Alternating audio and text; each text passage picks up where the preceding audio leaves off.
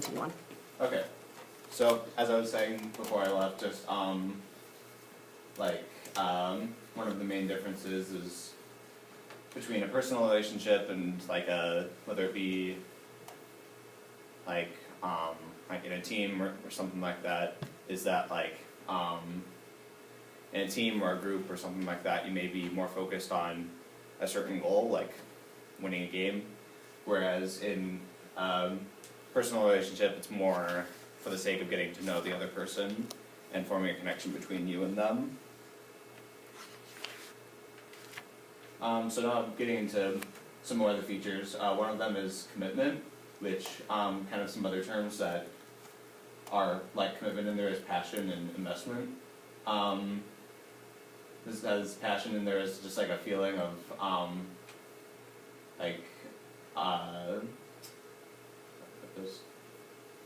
just like looking forward to what you could get from getting to know the person, and which is good, but you really need commitment, which is like the decision to stick with it for a relationship to last.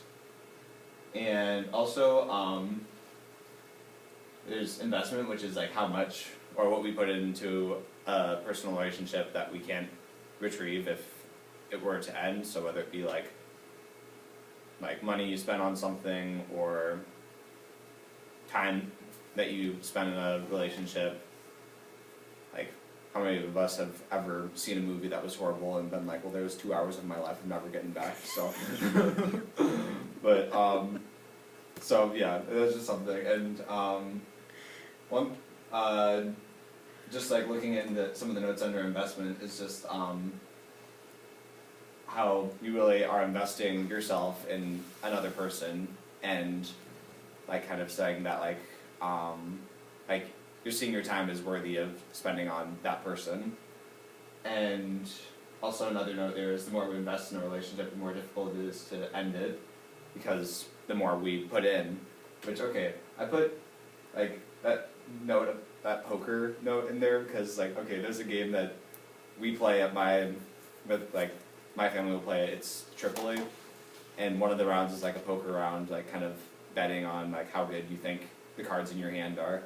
And it's like, the more that you bet on it, it's definitely, like, the more it shows that you're willing to really take a chance on your hand, and because you put in more, it's less likely that you'll bow out, because then you lose everything that you put in. So yeah, that's why I put that in there, in case anyone was wondering about that.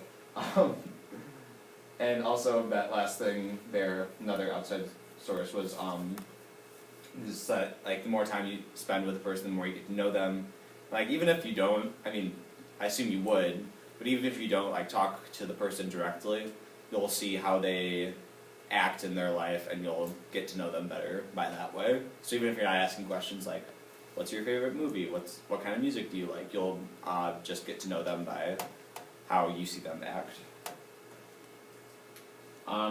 Relationship rules, which I believe we've discussed in other sections, are just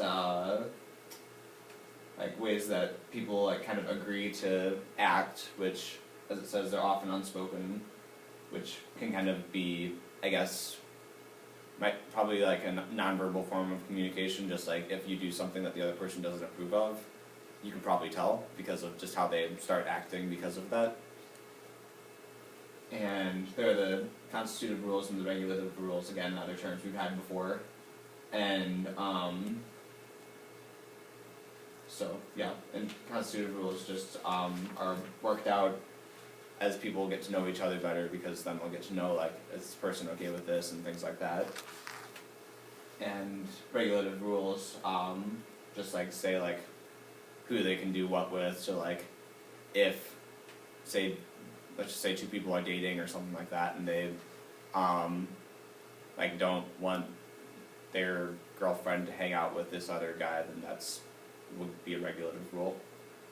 And then shall not rules are what a person won't tolerate at all. So if like they do something that's like really, really, really can't stand it, then they would either have to talk to them or possibly end the relationship, which will be something we'll get into more later.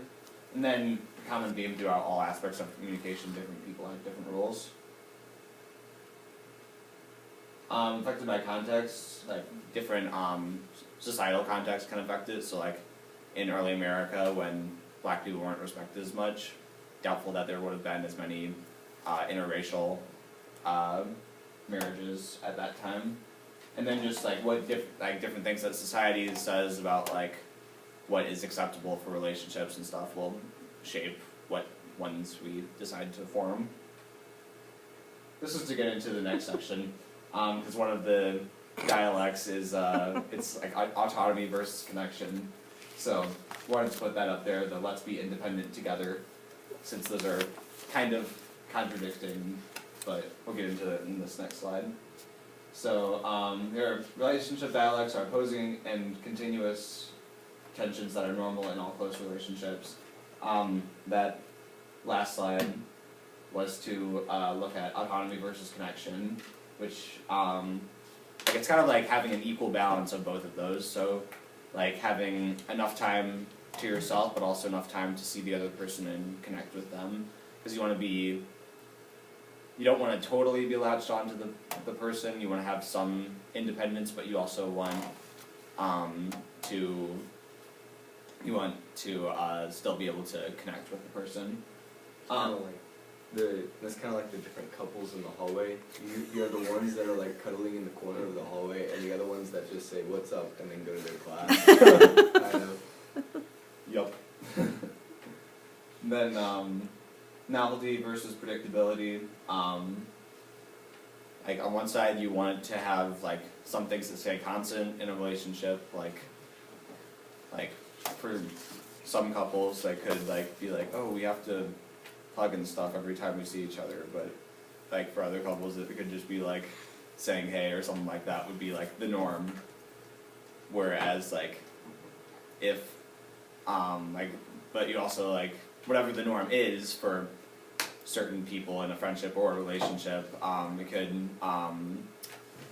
you'd also want to have a good amount of things to keep it interesting, like do something special, like going out to eat or going on whatever activity you want to do for a date or an outside activity with a friend or something like that.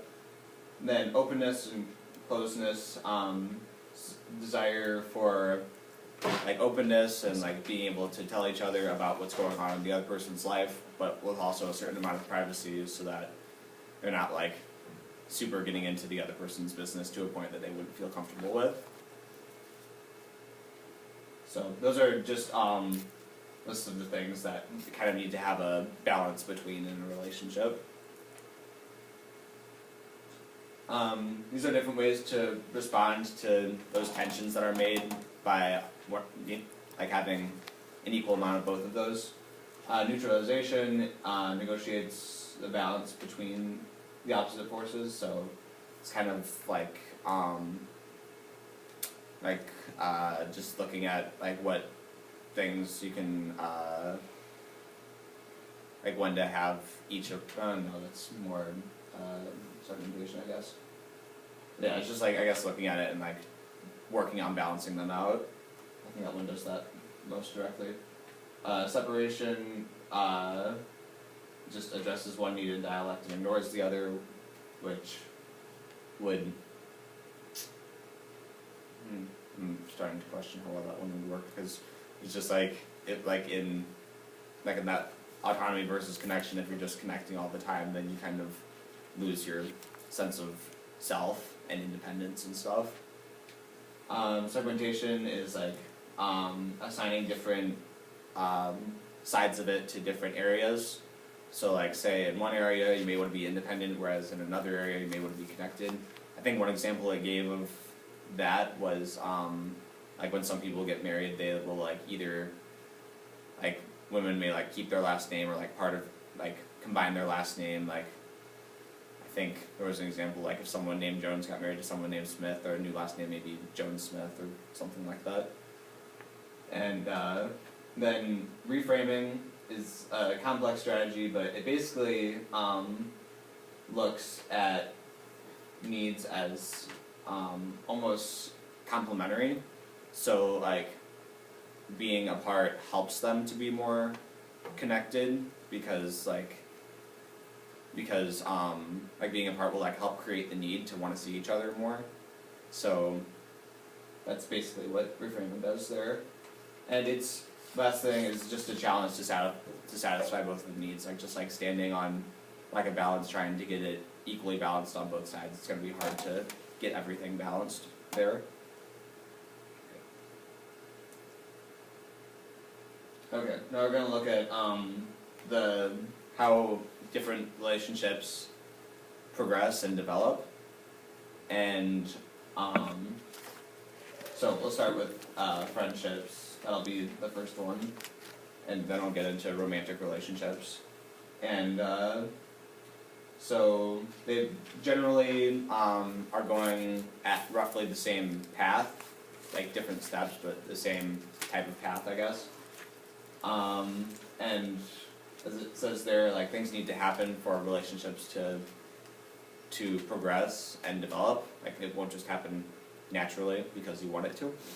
And one term on there is the turning point, so like something that'll help something to progress. So whether it be like the first time you send the person a text or something like that. So this could be anything like that to help it progress. And just one question on there for discussion is like, I guess like looking at friendships or whatever, like what type of things do you think could move a friendship towards or away from intimacy and being closer together? I just think of the example that Katie gave too, where she said with, was it Emma? Mm-hmm. That at first they weren't friends at all, but then all of a sudden they decided, this is ridiculous. Let's put our, differences aside and let's just get to know each other. So the thing at turning point for them was, let's figure this out, what the problem is, and then move forward. So if I can say that, I don't know if you would agree with that. Okay, good. So anyone else have any ideas for that last question there? Just like anything that could help, anything that you think could help. Proposals Yeah. for marriage. And not that any of you need to go on that step yet. Just hold up on that one. And I would hope that would be towards intimacy as opposed to away from. But you never know. There are those moments. Anyone have any other ideas for?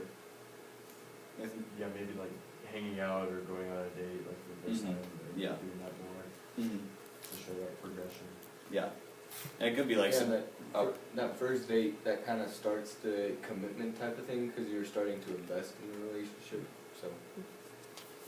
Yeah. And it could like be something like that, or just a simple thing like calling a friend on the phone, or talking to them during a class or something like that. So it could be like a bigger thing like a date or something like that, or it could be a smaller thing just like talking to them. Okay, so there are like five or six different steps. So in the first step, it's role-limited interaction, so that's mainly looking at the social roles that you have, so that's kind of like in one of the earlier slides where it looked at social relationships. So just like looking at the different roles that you have and kind of basing your interaction off of that. So like if I was to talk to someone in here for the first time, it'd be like a student talking to another student, not really knowing much else about who they are and what they're into and things like that. And often safe topics are discussed, like really simple things like what's your favorite color, what's your favorite movie, things like that. And one thing I found on there is that it's easier to disclose to people online, and one thing that it said about that, and I believe I discussed in a later slide, is because like you're not looking at them face to face, and you can't exactly be worried about how they're going to react as much. And have you guys seen kind of like, I know you all have social media, but have you ever read comments on big pages posts? Everybody starts to get in these petty arguments, and the reason they kind of do that is more because they don't have to own up to what they say, because they can just hide behind their screen and their profile. Yeah. Alright. Now, after that it gets to friendly relations. So, people start to like really look at the person more closely to see if they have things in common, so that they can see it's like, okay, is this person someone I'd want to like really take time to be friends with? Like, do we have enough in common so that we could be friends and hang out? And just kind of look for more from the friendship than just the small interactions that you've had prior to that in the role-limited interactions. Next is moving towards friendship. So it's kind of going beyond just the social roles. So like, so going back to the student-student thing, that's looking more at like getting to know each other on a deeper level, and like getting to know, as it was discussed on the earlier side, getting to know them as a friend instead of getting to know them as a classmate. So like getting to know like more about what they're into, and also it's like talking about things that aren't just like on the surface, and things that are more like deeper things and stuff, and hanging out and things like that.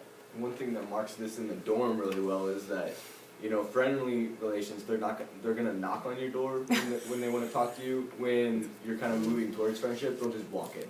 So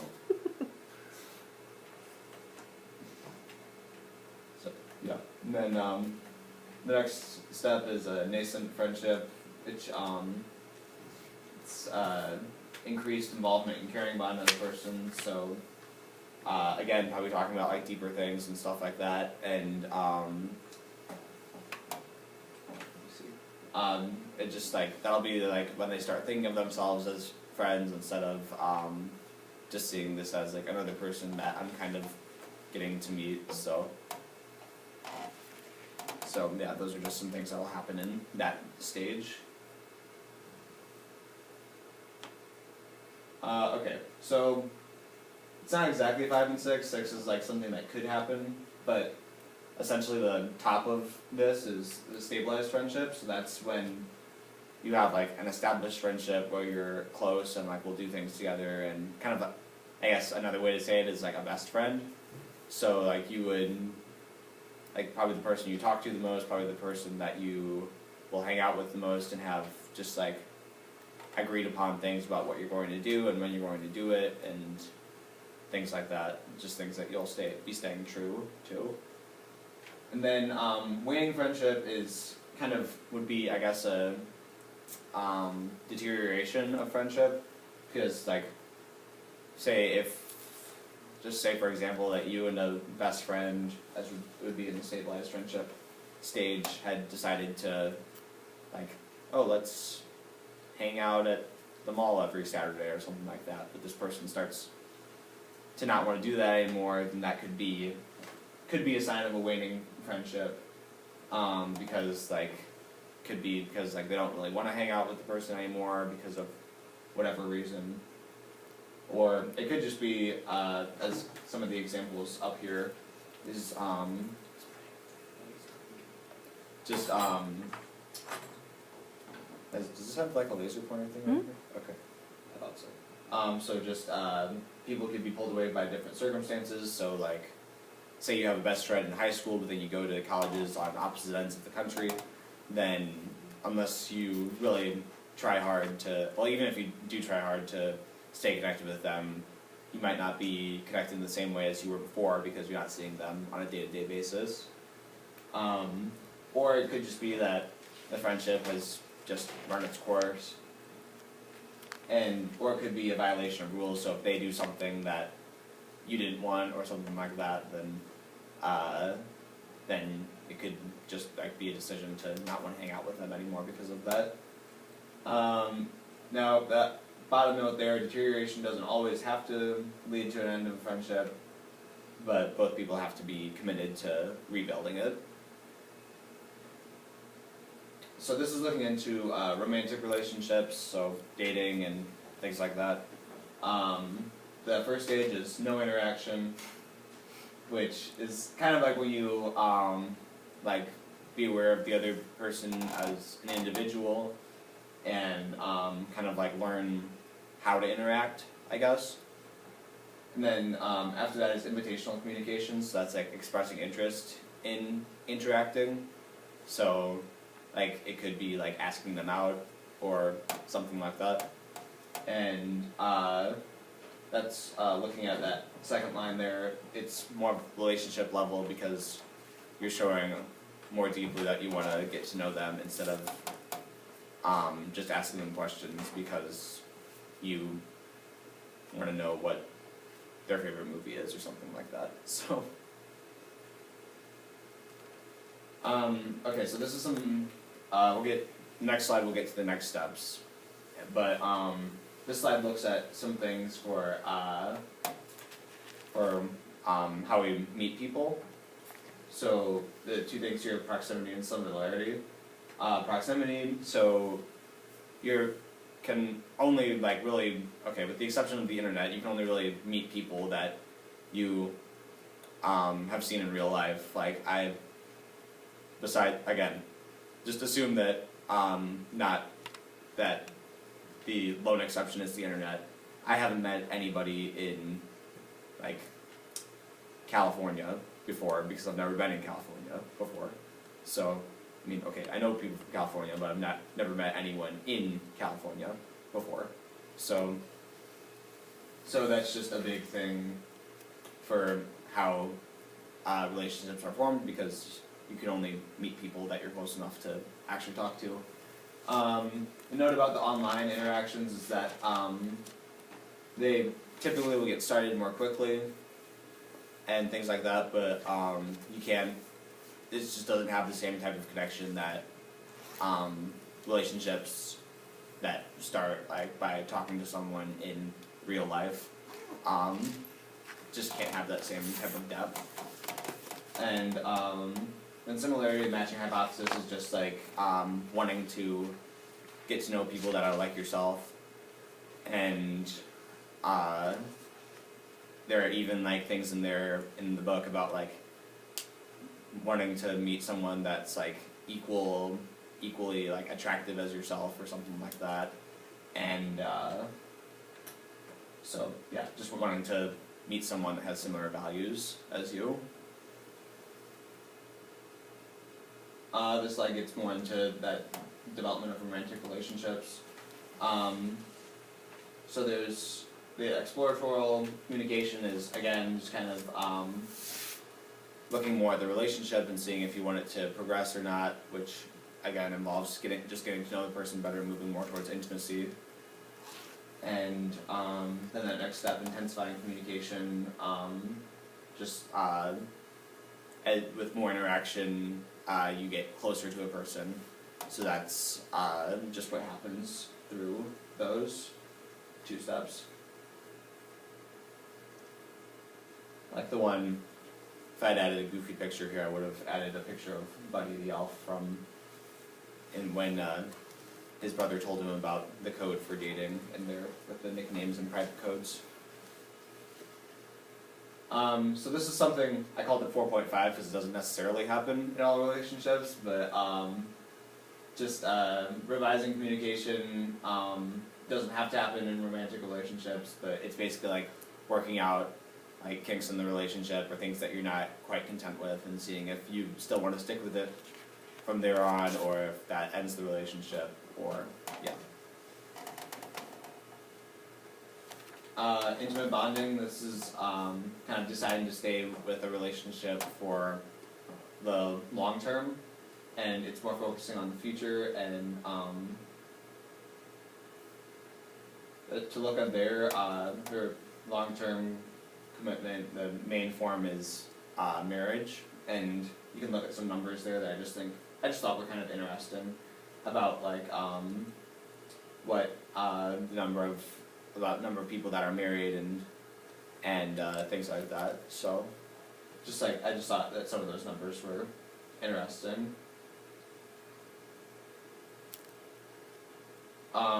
Navigating is just like ongoing, the process to keep up intimacy with a person, because even though you've gotten close to that person, it doesn't mean you'll stay close to that person.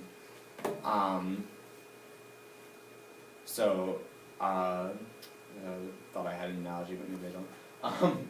Basically, it's like the effort that you have to put in to continue to stay close to a person.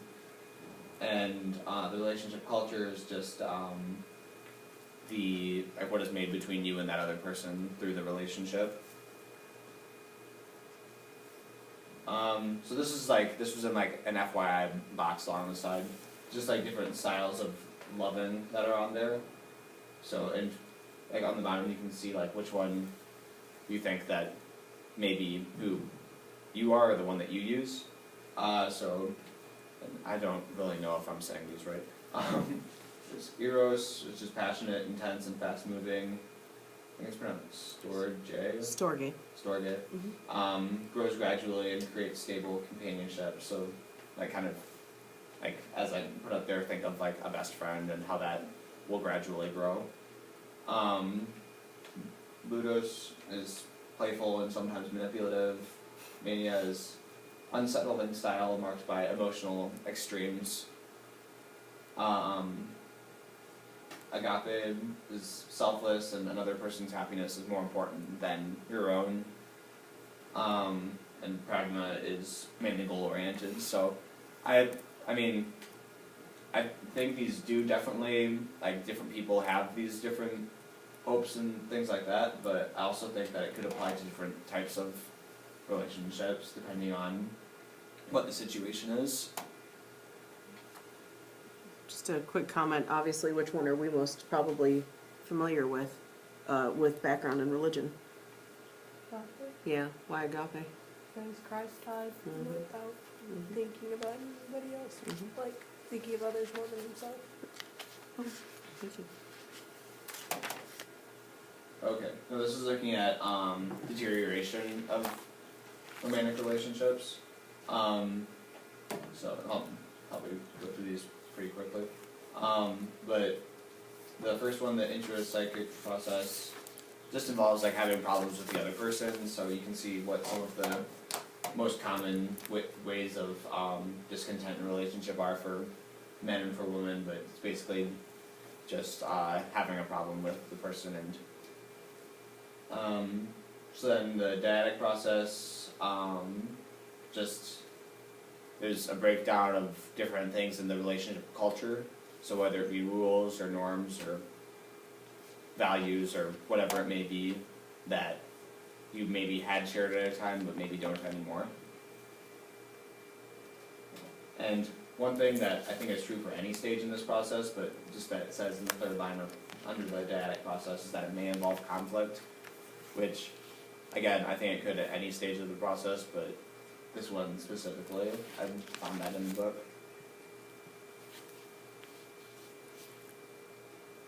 And good to go, Lon.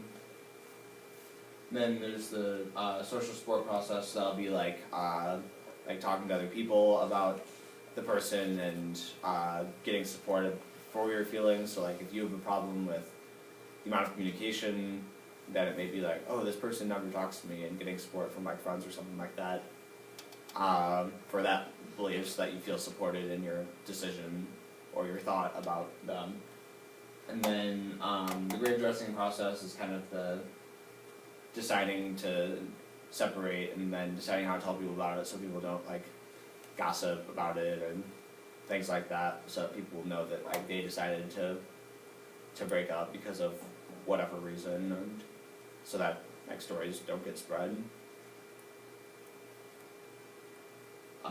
Last one is the resurrection process, and that's just people moving on without the other person, and that last line there, it says that couples go through the process differently, but commitment, or this through the whole process, they go through the process differently, but commitment to future investment in the relationship is constant. And then also things in the resurrection process is that people will, like, through that relationship that they had that didn't work out, they'll learn about other relationships, whether it be family relationships or a future, like what they would want a future partner to be like, and other things like that. I think it's interesting too. Don't worry, you don't have to rush. One of the things that I think is really interesting with the resurrection process, you think that maybe it means it's coming back.